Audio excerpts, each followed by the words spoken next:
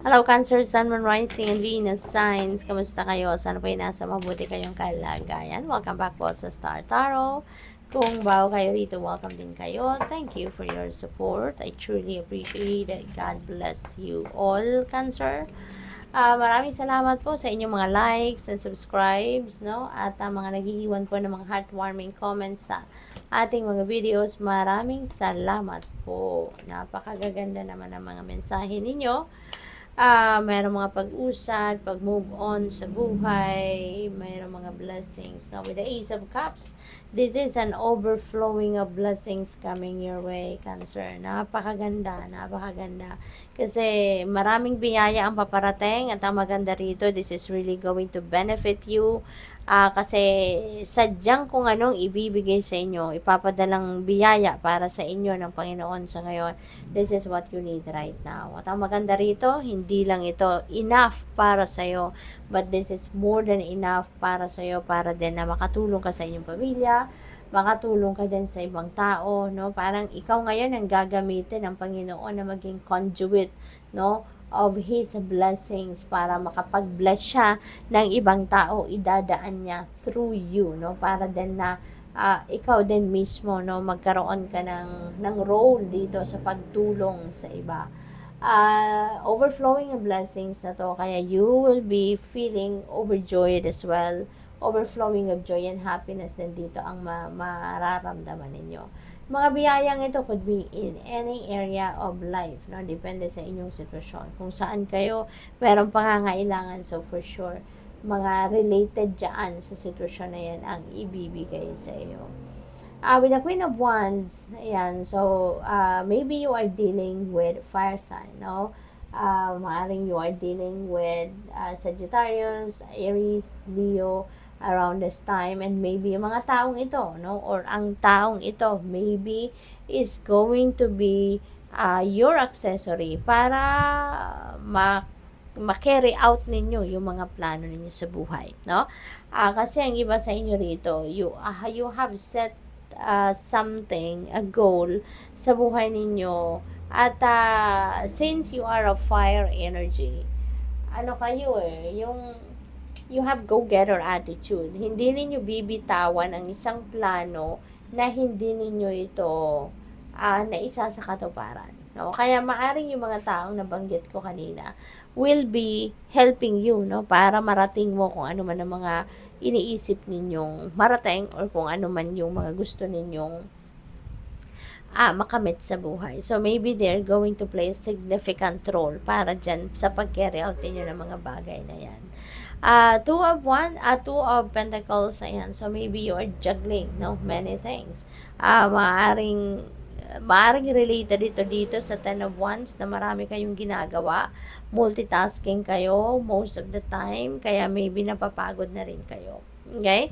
So, siguro, ang dami ninyong obligasyon, responsibilidad na nakaatang sa balikat ninyo. Maybe you are taking care of many people, of many things, 'di ba? At siguro nako-compromise na din dito ang sarili ninyong pangangailangan, no? Kaya siguro iniimbitahan kayo rito, no, na muni-muni kayo, mag-solitude kayo, give yourself time, a breather, no?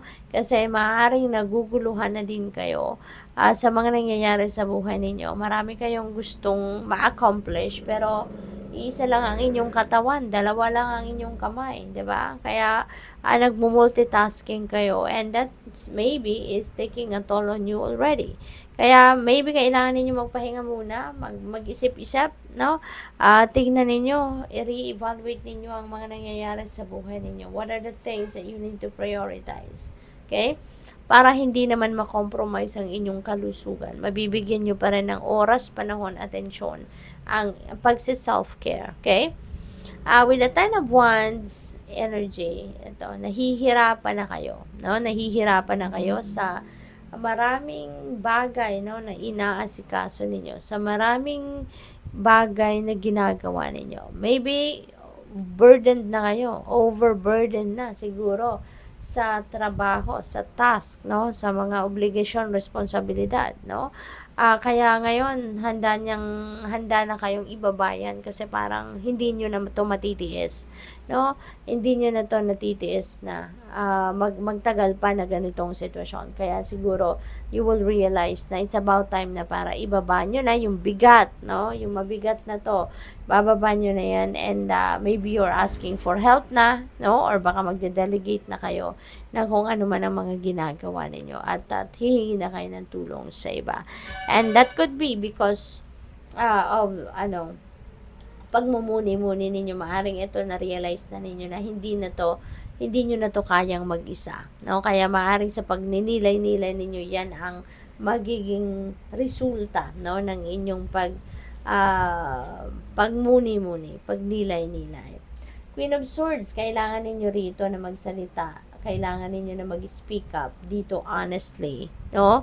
Para matulungan kayo ng mga tao sa paligid ninyo, ma-address ng problemang ito.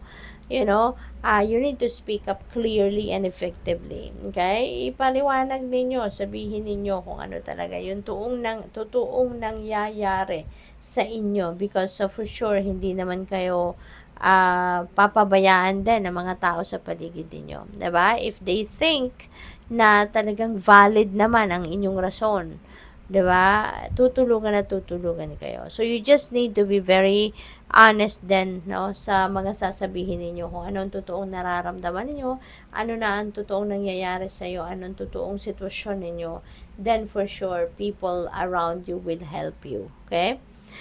Six of Swords, ayan, this is moving on, no? Moving on energy.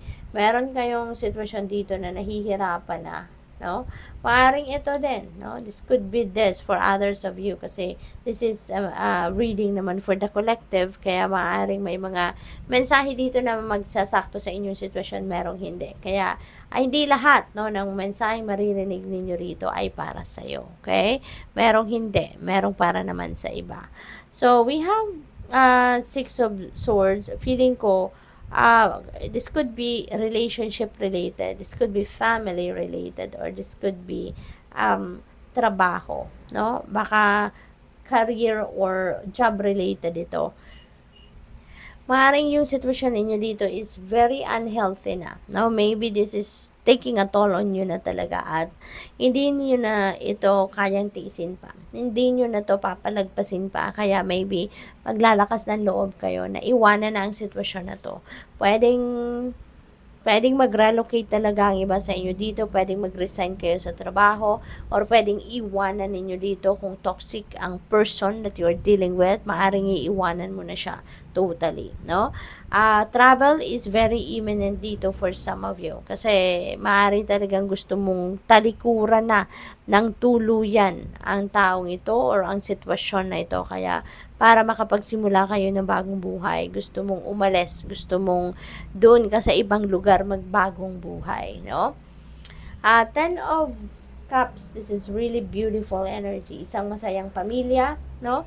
Siguro ngayon magiging masaya ang lahat, no? Magkakaintindihan na kayo, maaaring meron ditong magandang pag-uusap, no, na magaganap para kung meron mang nahihirapan ay matutulungan. Baka ang sitwasyon na ito, 'di ba? Maaring sa pamilya din, kaya pwede rin na matutulungan na kayo sa ngayon. Kaya magiging masaya na ang lahat, hindi na kayo magtatampo at magagaan na muli, no, ang pamumuhay ninyo. Yung way of life ninyo gagana muli kasi makikita nyo na din yung tulong, yung support sa inyo ng inyong mga kapamilya, kaya magiging masaya na.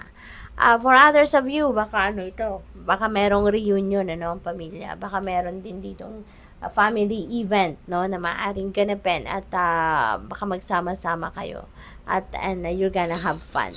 So, kuha tayo ng final message dito for Cancer. We have olive leaf. Ayan. So, this is about friendship. And this is about peace, no? So, finally, magiging peaceful na kayo kasi lalong-lalo na pagdating dito, no? So, dito sa Ten of Cups, no? Kaya magiging masaya na din kayo kasi you're going to be feeling at peace na din na masusuportahan at matutulungan kayo ng mga kapamilya ninyo at dito mapapatunayan ninyo na meron din naman nagmamahal sa'yo, no? Good luck. Thank you for watching. Love and light. Namaste.